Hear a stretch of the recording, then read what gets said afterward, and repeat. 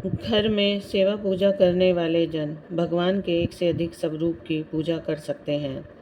घर में 2 शिवलिंग की पूजा ना करें तथा पूजा स्थान पर 3 गणेश जी नहीं रखें। शालिग्राम जी की बटियां जितनी छोटी उतनी ज़्यादा फलदायक हैं। कुशा पवित्री के अभाव में स्वर्ण की अंगूठी धारण करके भी देव कार्य संपन्न किया जा सकता है। मंगल कार्यों में कुमकुम का तिलक प्रशस्त माना जाता है। पूजा में टूटे हुए अक्षत के टुकड़े नहीं चढ़ाने चाहिए।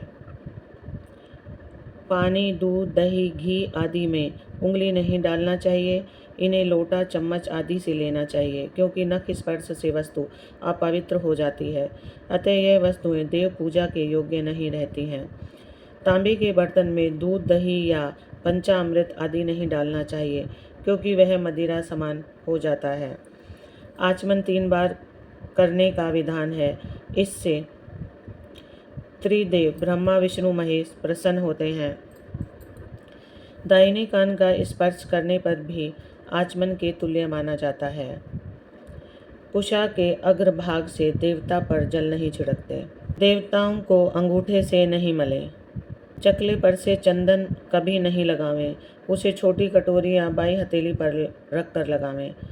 पुष्पों को बाल्टी, लोटा जल में डालकर फिर निकाल कर नहीं चढ़ाना चाहिए। भगवान के चरणों की 4 बार, नाभि की 2 बार, मुख की 1 बार या 3 बार आरती उतार कर समस्त अंगों की 7 बार आरती उतारें। श्री भगवान की आरती समय अनुसार जो घंटा, नगाड़ा, झांझर, थाली, घड़ाल, शंख इत्यादि बजते हैं, उनकी ध्वनि से आसपास के वायुमंडल के कीटाणु नष्ट हो जाते हैं। नाद ब्रह्मा होता है। नाद के समय एक स्वर में जो प्रतिध्वनि होती है, उसमें असीम शक्ति होती है। लोहे के पात्र से श्री भगवान को नैवेद्य अर्पण नहीं करें। हवन में अग्नि प्रज्वलित होने पर ही आहुति दें। सुमेधा अंगूठे से अधिक मोटी नहीं होनी चाहिए तथा 10 उंगल लंबी होनी चाहिए। छाल रहित या कीड़े लगी हुई सुमेधा यज्ञ कार्य में वर्जित है। पंखे आदि से कभी हवन की अग्नि प्रज्वलित नहीं करें।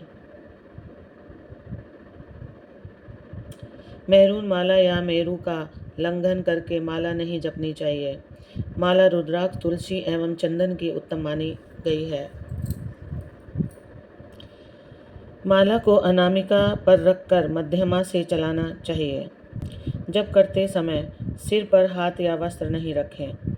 तिलक करते समय सिर पर हाथ या वस्त्र रखना चाहिए। माला का पूजन करके ही जप करना चाहिए।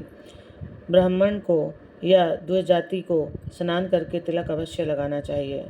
जप करते हुए जल में स्थित व्यक्ति, दौड़ते हुए शमशान से लौटते हुए व्यक्ति को नमस्कार करना वर्जित है। बिना नमस्कार किए आशीर्वाद देना वर्जित है। एक हाथ से प्रणाम नहीं करना चाहिए। सोए हुए व्यक्ति का चरण स्पर्श नहीं करना चाहिए। बड़ों को प्रणाम करते समय उनके दाहिने पैर पर दाहिने हाथ से और उनके बाएं पैर पर बाएं हाथ से छूकर प्रणाम करना चाहिए। जप करते समय जीभ या होठ को नहीं हिलाना चाहिए। इसे उपाशु जप कहते हैं। इसका फल 100 गुना फलदायक होता है। जप करते समय दाहिने हाथ को कपड़े या गोमुखी से ढककर रखना चाहिए। जप के बाद आसन के नीचे की भूमि को स्पर्श कर नेत्रों से लगाना चाहिए। संक्रांति, द्वादशी, अमावस्या, पूर्णिमा, रविवार और संध्या के समय तुलसी तोड़ना निषेध है। दीपक से दीपक को नहीं जलाना चाहिए। यज्ञ, श्राद्ध आदि में काले तिल को प्रयोग करना चाहिए, सफ़ेद तिल का नहीं। शनिवार को पीपल पर जल चढ़ाना चाहिए।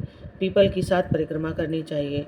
परिक्रमा करना श्रेष्ठ है, किंतु रविवार को परिक्रमा नहीं करनी चाहिए। कुमड़ा, मतीरा, नारियल आदि को स्त्रियां नहीं तोड़ें या चाकू से नहीं काटें। यह उत्तम नहीं माना जाता। भोजन प्रसाद को लांघना नहीं चाहिए। देव प्रतिमा देखकर अवश्य प्रणाम करें। किसी को भी कोई वस्तु या दान दक्षिणा दाहिने हाथ से देना चाहिए। एकादशी, अमावस्या, कृष्ण चतुर्दशी, पूर्णिमा व्रत तथा श्राद्ध के दिन शोर क्रम नहीं बनाना चाहिए। बिना यज्ञोपवीत या शिखा बंधन के जो भी कार्यक्रम किया जाता है वह निष्फल हो जाता है। यदि शिखा नहीं तो स्थान को स्पर्श कर लेना चाहिए। शिवजी की जलेरी उत्तर अभिमुख रखें। शंकर जी को बेलपत्र, विष्णु जी को तुलसी, गणेश जी को दुर्वा, लक्ष्मी जी को कमल प्रिय है। शंकर जी को शिवरात्रि सिवाय कुकुम नहीं चढ़ती। शिव जी को कुंद, विष्णु जी को धतूरा, देवी जी को आक तथा मदार और सूर्य भगवान को तगर के फूल नहीं चढ़ावें। अक्षत देवताओं को 3 बार तथा पितरों को 1 बार धोकर चढ़ावें। नए बेलपत्र नहीं मिले तो चढ़ाए हुए बेलपत्र धोकर फिर चढ़ाए जा सकते हैं।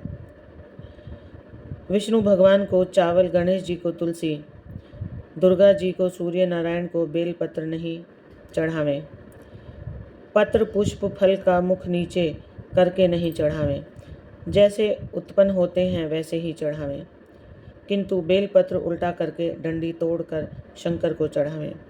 पान की डंडी का अग्रभाग तोड़कर चढ़ावें।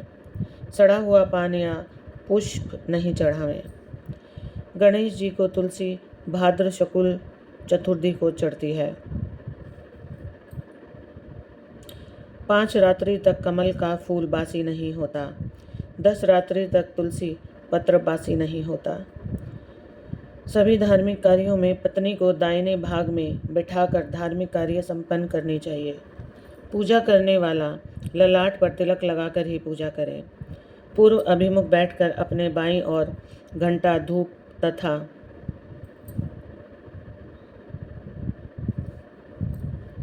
घी का दीपक अपने बाईं तथा देवताओं को दाहिनी ओर रखकर चावल पर दीपक रखकर प्रज्वलित करें। आप सभी के श्री चरणों में प्रार्थना है कि अगर हो सके तो और लोगों को भी आप इस महत्वपूर्ण बातों से अवगत कराएं। जय श्री राधे। जानकारी अच्छी लगे तो कमेंट करके ज़रूर बताएं।